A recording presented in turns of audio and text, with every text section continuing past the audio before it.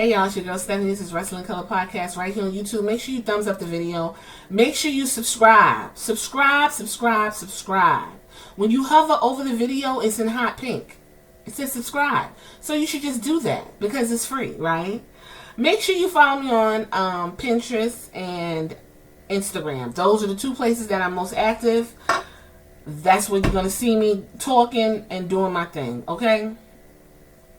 Real quick, it's been a month apparently since my last video. You guys seem to have been enjoying that, and that's good.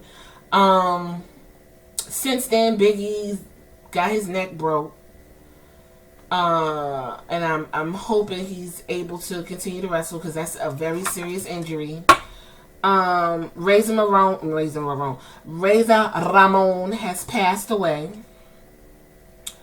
We on the road to WrestleMania. Out of those matches, I'm only concerned with Bianca Belair and Becky Lynch because just this past Monday, Becky Pillmanized Bianca. Bianca sold the dog shit out of it, and she got her braid ripped off. So that was something to see. Roman Reigns and Brock Lesnar are doing the damn thing. Those are the only two matches that I'm concerned with at this particular moment. Naomi and Sasha, they're in this tag team kerfuffle, and it's, you know, whatever. And that's really it. Ronda is drowsy, and Charlotte is just Charlotte. So that's what's going on. Also with me, I just turned 41. Happy birthday to me. Come on. Yay, happy birthday. Happy birthday to me. And we are still in education mode. And we are in the process of moving. Yes, we are in the process of moving to a new place. I'm excited about that. Change is always good. And so these videos will be sporadic at best. But when I get the opportunity to sit down and give y'all what y'all need, I will do that. And today I want to do that. I want to give y'all a take on a situation that keeps coming up on my timeline. And I'm a little bit tired of it because, see, when people don't do proper research or hear from the horse's mouth, they tend to sound like jackasses, and I don't like it. I don't like it. You know, here at Wrestling in Color, I take culture, my culture, representation of culture very seriously, and I pick up on the undertones of racism and microaggression better than most other black people. I don't know. Especially in the wrestling community, there's this thing like, well, everything's about race. And, why do we have to do this? Why do we have to do that? You know, the wrestling community is very, very white and very set in its ways to where they don't give a fuck if nobody of color is wrestling.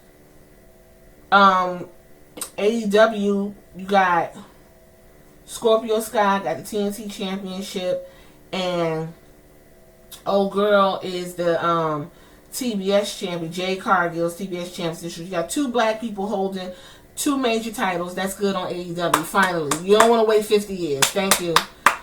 You did something. I'm gonna clap now because we'll see how long Scorpio keeps the belt. So let's get into this. Let's get on into this right here. So I'm in a group in Facebook, and in this group there was a post. And it says, do you agree on the thoughts that were given in this video about why Keith Lee did not work on the main roster?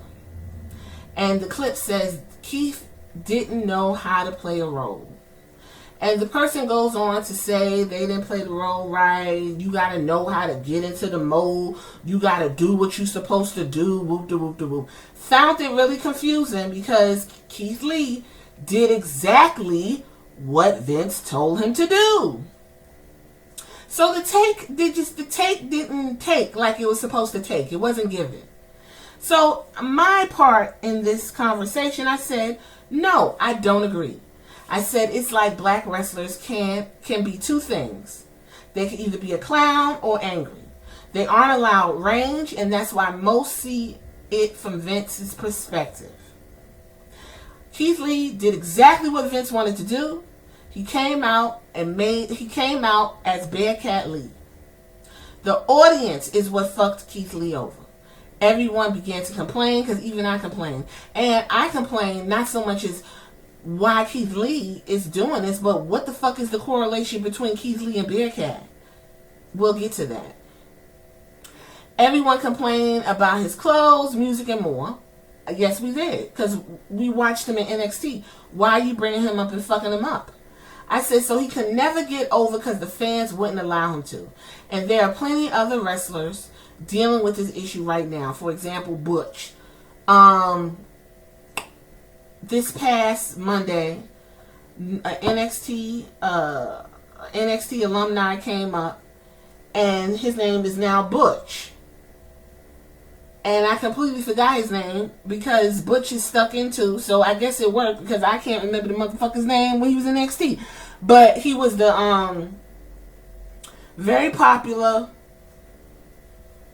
whatever. They changed his name. His Butch. He got a new whole situation. He's with Sheamus and the other guy who got his nose broke.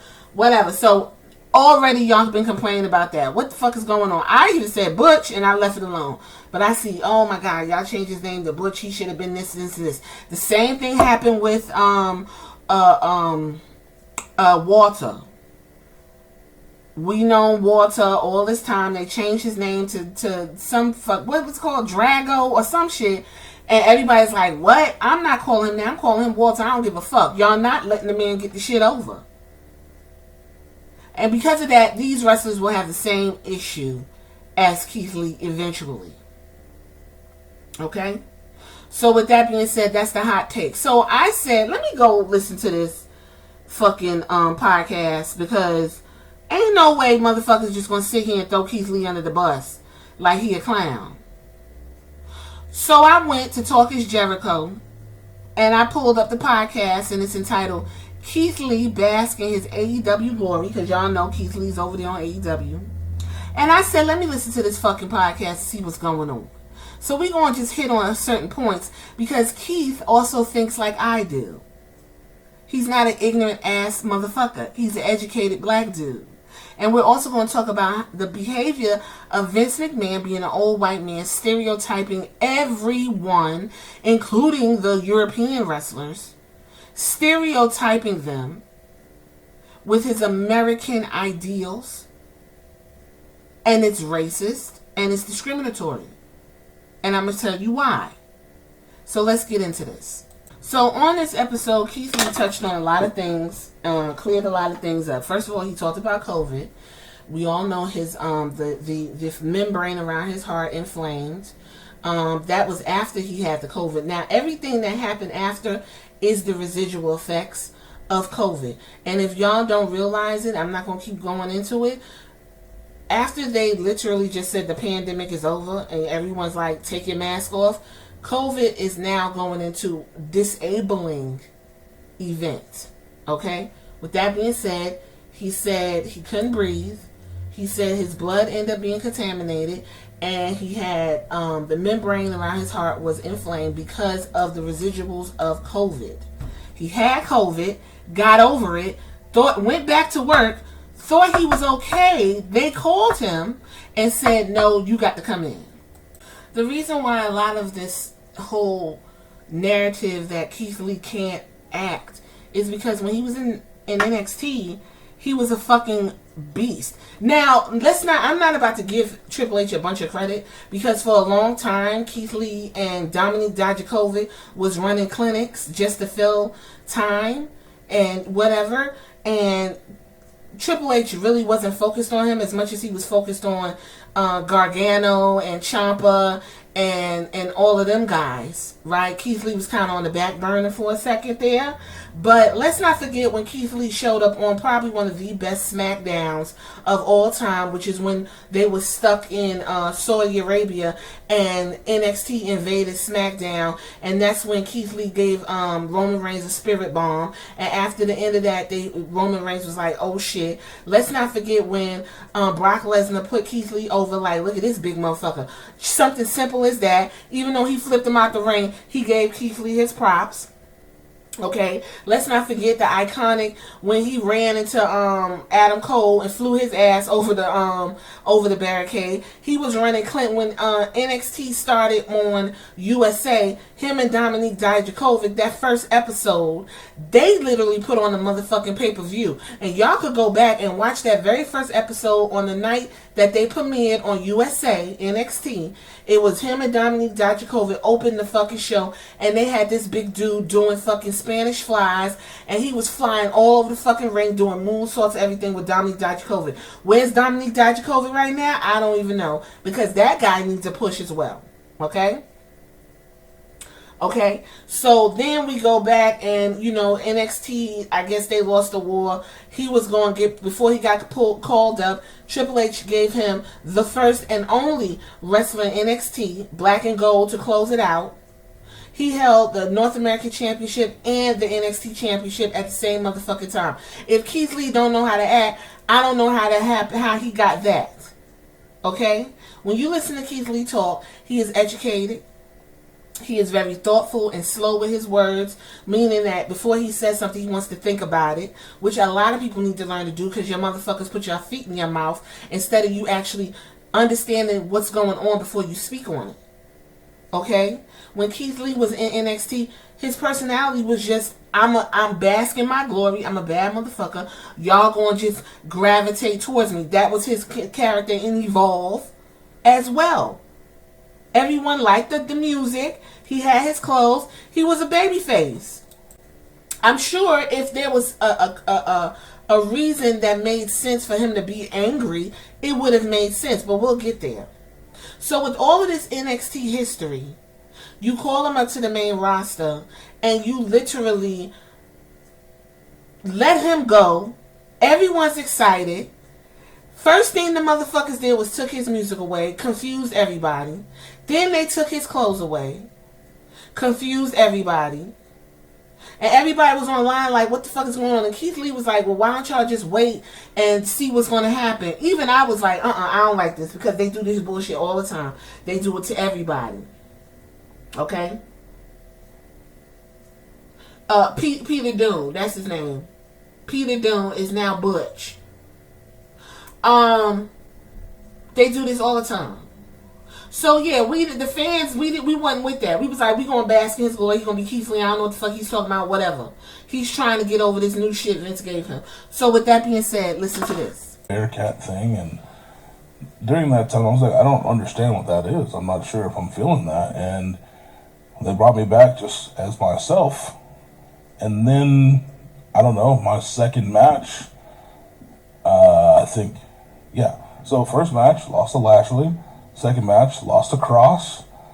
In the middle of the show, Vince pulls me to a room and wants to sit down and have a talk. Vince doesn't leave his show. In the middle of Raw? Yeah, in the middle of Raw. Like, he's got like the semi, the main event coming up. He's just like, let's go chat. I'm like, wow, dude, you're the guy on the headphones. What are you doing? But it was in that conversation, he basically was like, listen, I need you to do this. I need you to be this.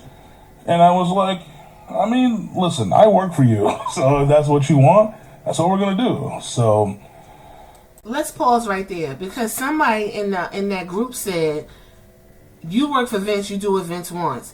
That's exactly what the fuck he was doing. The problem is, Vince is not being clear as to what the fuck he wants. You can't just tell somebody to be angry. That's not how acting works. That's not how seasoned actors work. That's why when you watch a movie, you can tell a person that can't fucking act. Put in a movie like Glitter and watch Mariah Carey try to convey a sense of anger after the boyfriend in Glitter cheats on her. It's like a fucking train wreck. I happen to love Glitter because it is a train wreck. Put in the movie. The reason why you connected to somebody like Denzel Washington, the reason why Denzel Washington is in a class by himself, he is a standard. When anyone says you are the Denzel of your field, you are the Michael Jordan of your field, you are the Michael Jackson of your field, you are a standard, because the person who you're being compared to has mastered the field. So we're going to use Denzel as an example. Denzel has played everything from a goddamn gangster He's right now playing Othello in Shakespeare, which is one of the hardest fucking books to read. Okay? He's played Malcolm X, embodied Malcolm X. He's played detectives. He showed his, he cried for, he played a Civil War in Glory. He showed his ass in John Q. He gave you what you wanted in fucking, He Got Game. That is called range. When you give someone a script and they read the script, because WWE said they write for everybody, and you read the script, you then take the script and convey the feeling. Okay, Keith Lee, I want you to go out there and be mad. All right, be mad about what? I don't know, just go out there and be mad. So you want him to go out there like and look like a fool, as opposed to, okay, I need something to happen so I can be mad. I need something to bounce off of. The reason why wrestling, a good match happens and a good story is told is because the two people in the ring are dancing. They're really good partners. The reason why Roman Reigns gets in the ring with anyone and elevates them is because he is a good partner. Roman Reigns is giving you range as a fucking heel. Y'all did not like him as a babyface because he had no range. He had nothing to give. He's a nice guy. That's all he knows how to be. You want him to be a baby face. It wasn't coming across because he wasn't being connected. The fans was not connected to him. He is a heel. He is literally in God mode. The reason why Brock Lesnar is connecting with the fans is because for 20 years, we know Brock Lesnar as the Beast. He comes out, he beats people up, he jumps around the ring, and he leaves. Now Brock Lesnar is personable. He's being himself. Brock Lesnar is allowed to be himself. I literally watched Brock Lesnar on something called Bearded Butchers, because I watched the Pat McAfee podcast with Brock Lesnar. He was giving you all of the personality. I couldn't believe who the fuck I was watching. He's giving you all the personality. I watched Bearded Butchers. That man was so focused on cutting that meat that he's just... It seems like you can go have a beer with Brock Lesnar and be comfortable, and he won't say nothing crazy to you. And Roman Reigns is able to get deep into this character with this heel. They're giving this range. Why? You understand? Charlotte can't be a face because Charlotte is naturally a bitch. So it makes sense that she is a superior heel. Okay?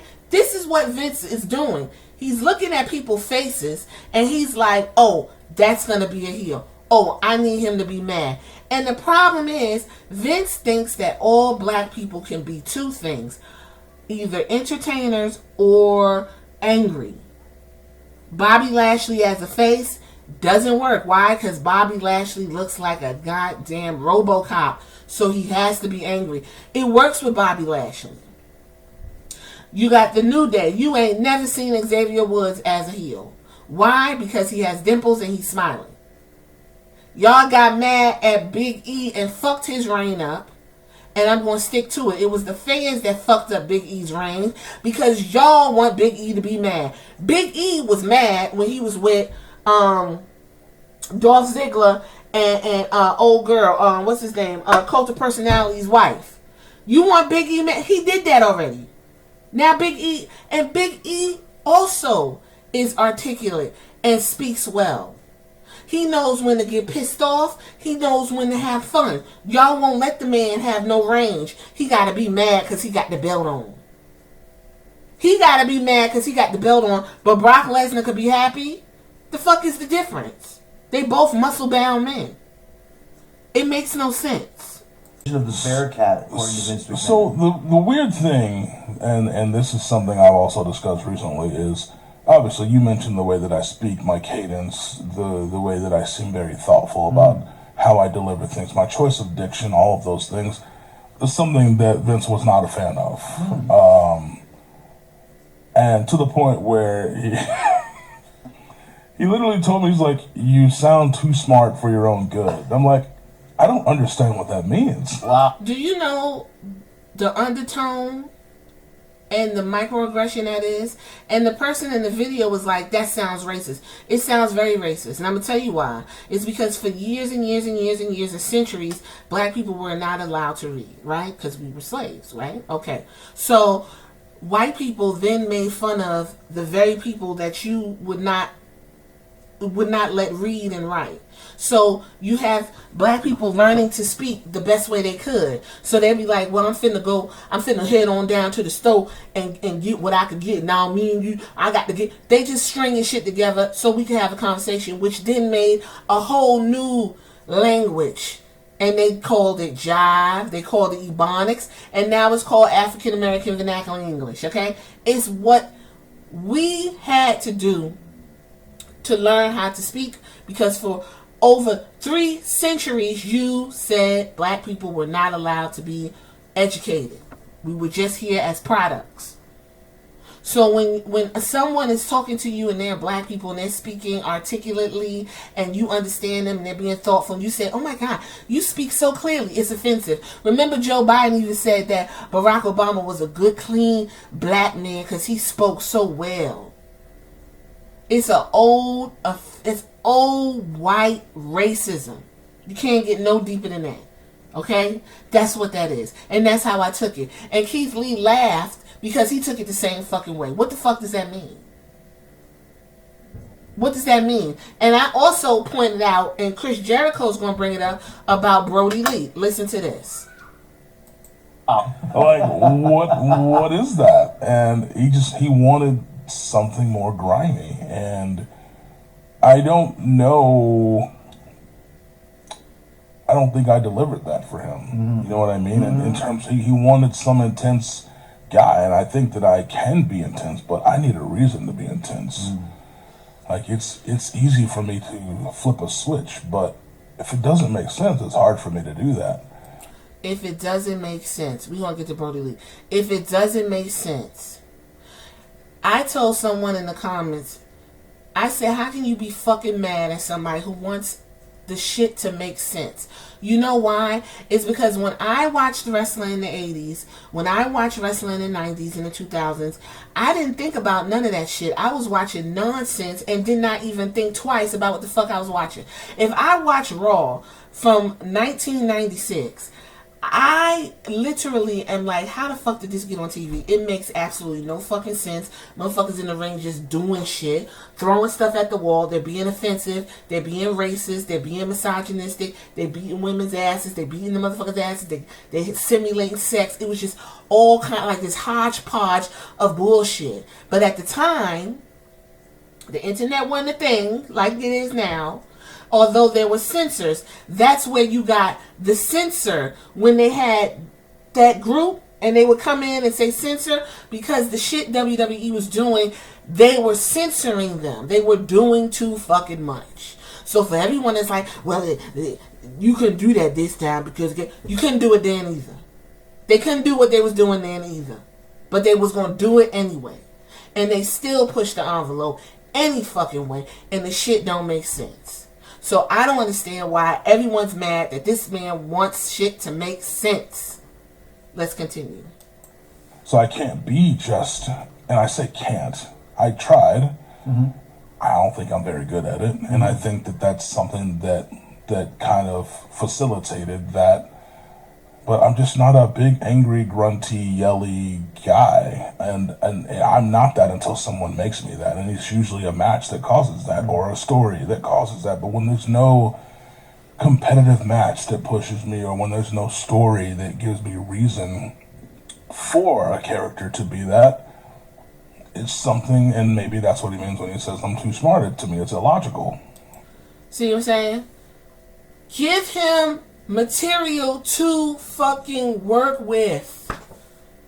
You can't. Those matches he was talking about, Bobby Lashley and Karrion Kross, were exhibition matches. There was no fucking story there.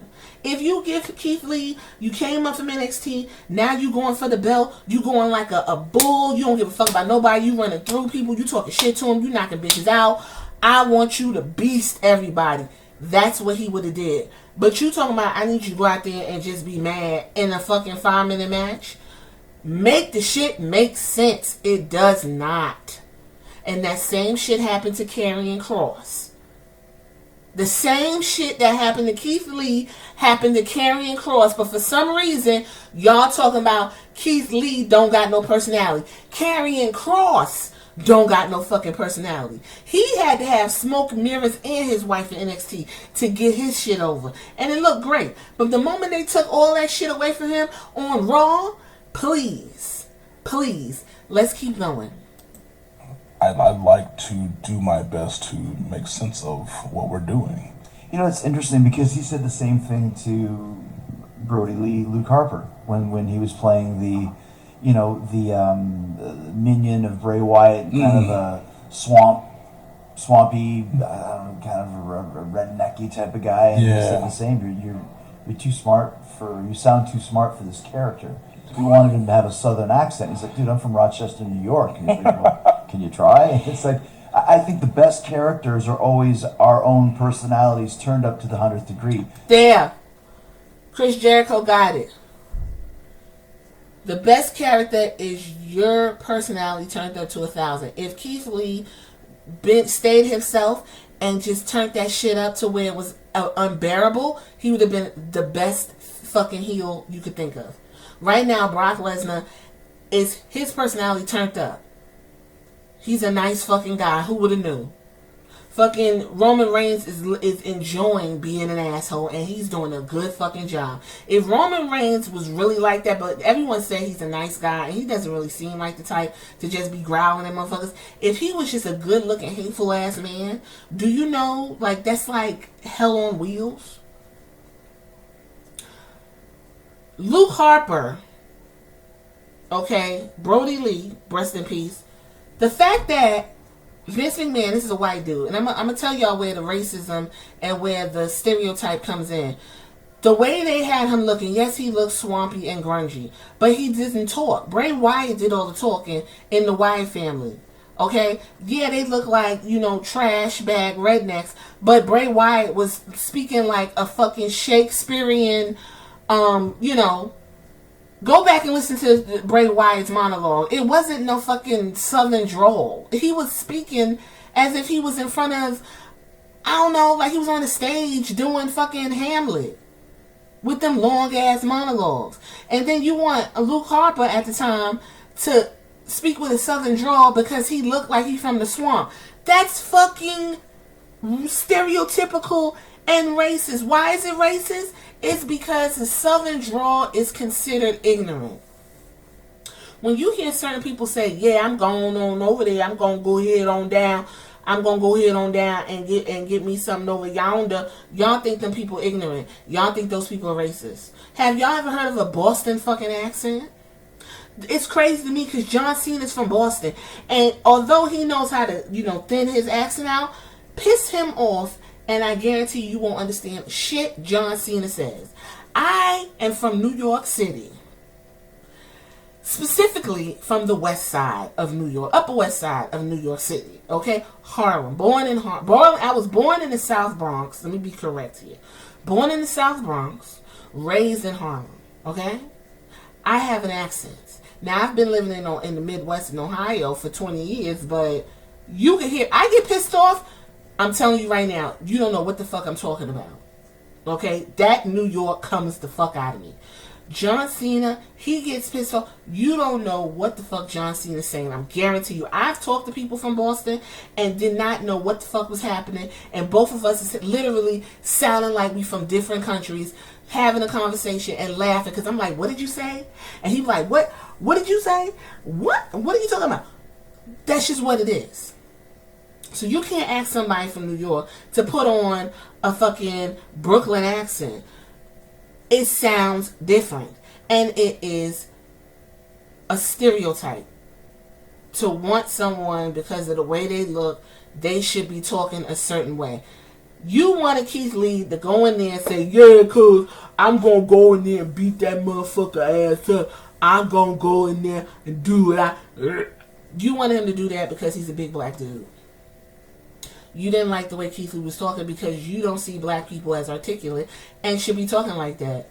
That's really it. The only other black group that's given the space to have a good time is the New Day. you can look back at WWE history of black wrestlers, and they're either serious, a character, or they're clowning. That's it. There is no range. Period. I'm even amazed Bianca Belair is getting the space that she's getting. And even they stripped her from the Bianca Belair when she was in NXT. Let's finish this up. So it is hard to kind of play something that you might not feel because it's not you, and it's kind of not going to come across as legit in that case. So what Chris Jericho is talking about is something called method acting. Okay, so this definition of method acting, I'm going to go ahead and read it. It's essentially a technique used by actors to completely emotionally identify with the people that they are going to portray. Within the practice, the actor becomes the role and frequently stays in character for an extended period of time.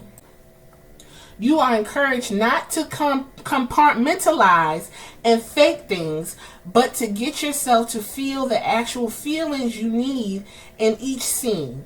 This can lead to changes in psyche and behavior for as long as they inhibit the role. Now, method acting can be dangerous because the person might not know how to break away from that role. Let's say Macho Man Randy Savage didn't know how to break away from the role. Oh, Ultimate Warrior, Hulk Hogan, China, The Undertaker. These are examples of characters that these people probably... Matter of fact, Ric Flair is the literal definition of method acting gone wrong. Brian Pillman. Okay? We have that dark side of the ring specifically because these wrestlers who were regular people before embodied the whole wrestling persona that they were and became. They didn't know how to turn it off. But in order for you to turn it on, again, you have to have something to bounce off of. And you have to be emotionally connected to whatever the script is. Heath Ledger is literally the embodiment of method acting gone wrong. When you cannot get rid of the damn character to where it does psychological damage. That's where they contribute Heath Ledger committing suicide because he thought he was the Joker for real. And I'm going to tell you right now, ain't nobody played a better Joker. Ain't nobody. Heath Ledger literally fucking became whatever the fucking the Joker was, okay? So with that being said, I understand Keith Lee when he said, I need to know what the fuck I'm acting. What is the story here? Tell me, let me get the story so then I can act it out. That is just simple common fucking sense. If this is sports entertainment, it's not wrestling, give me the fucking entertainment, let me understand what the fuck is going on. That's why shows like Glow in Netflix, and they had another wrestling show, I haven't heard about it, I think it was on Stars, another wrestling show. Those shows resonated with wrestling fans because there was a story to tell. They even have the one movie, The Wrestler, with Mickey Rourke. It's a story there to tell. You cannot put somebody in the ring and say, go out there and growl at people, and there ain't no story to tell. So you can't be mad at Keith Lee because the motherfucker's smart and wanna and use common fucking sense. This ain't 1950, 1960. You talking about act like Bearcat Lee. He don't know who the fuck that is. Y'all was like, oh, they paying homage. They paying homage. Homage to who?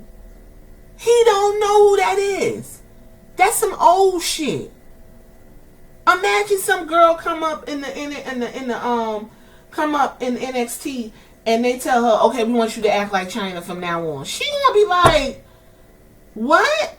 She gonna have to go home, watch China's videos, and try to embody the woman to wrestle like her. That's why when people play autobiographies and stuff like that, they have to study the person they're about to play. Hence, Ray Charles.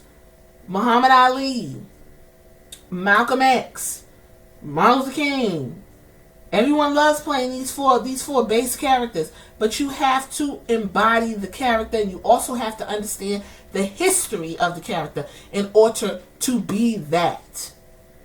You can't tell this man to go out there be Bearcat and be growling, looking foolish. That's why it didn't get over. And you also throw in a fucking audience that is hard to please. Give me a break. Let's continue. Yeah, I 100% agree with that. And this is like I've done weird characters like in my past times, you know, like I've been a pretty boy and I've been like a pretty boy. Oh, dude. Oh man. So there's a guy named JD Griffey that wrestles on the Indies. He's been a friend of mine since 2007. Right. And he talked me into doing this because he was so good at promos and I sucked at them. And I tried this character. I come out with a mirror and a brush and the whole gimmick. This is the only gimmick I've ever truly had. The whole gimmick was, if you messed up my waves, a switch flipped and I beat your ass. Like, I was pissed. See, he had a reason to be pissed because you fucked his waves up. Give a person a reason to be mad and you're going to get the character you want. If I was just walking around pissed off and didn't nobody know why I was mad, they going to be like, put that bitch in jail or something because she fucking crazy. So why wouldn't that translate into wrestling? What the fuck is wrong with y'all? Oh, yeah. The soul glow. It was so bad.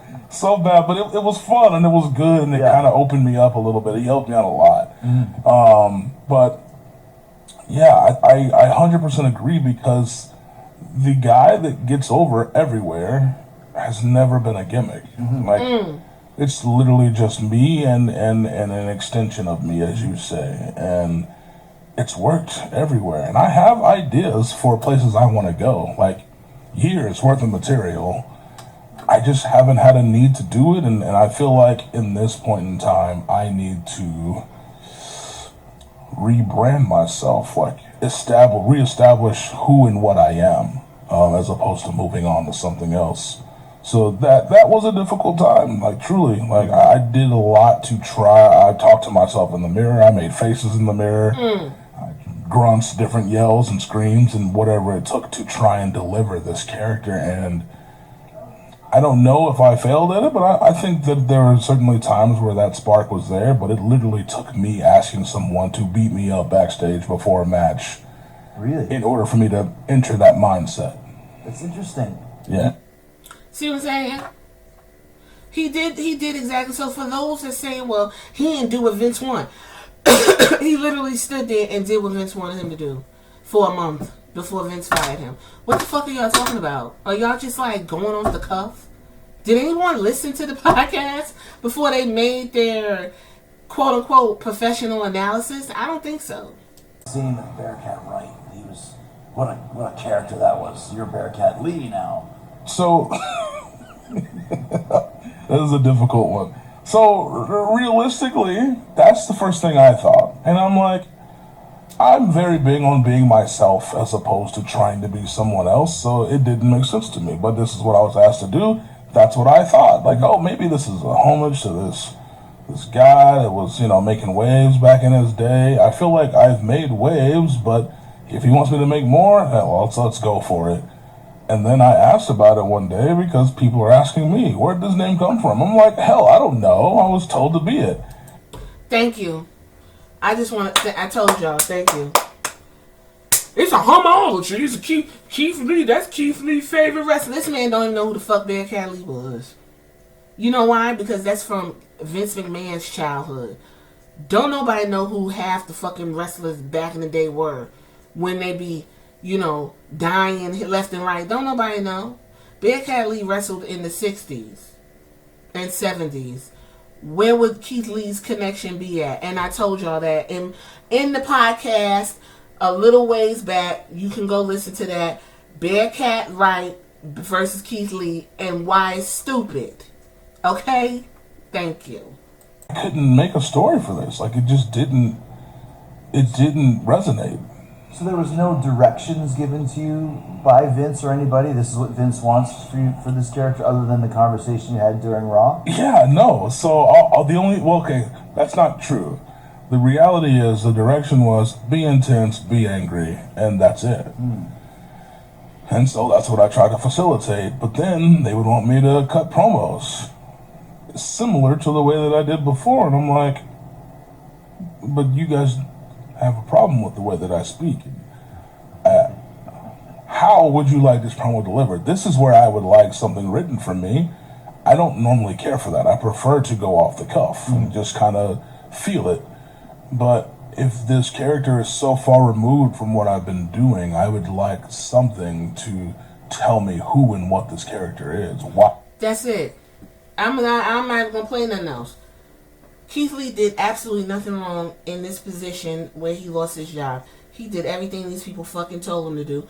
They just don't know how to book black wrestlers. And we've seen that since Keith Lee has left, we have seen how they book black wrestlers into the literal garbage. Okay? Period.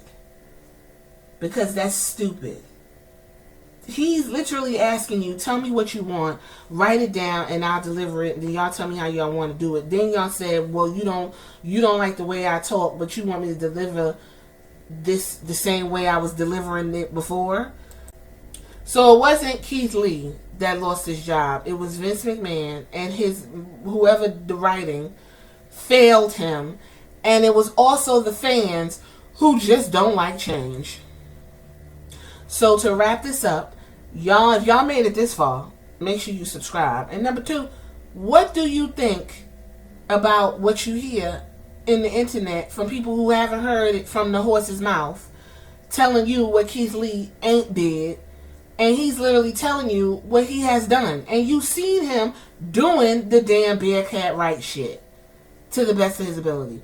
This is the Wrestling Color Podcast right here on YouTube, and I'll catch y'all in the next one. Later.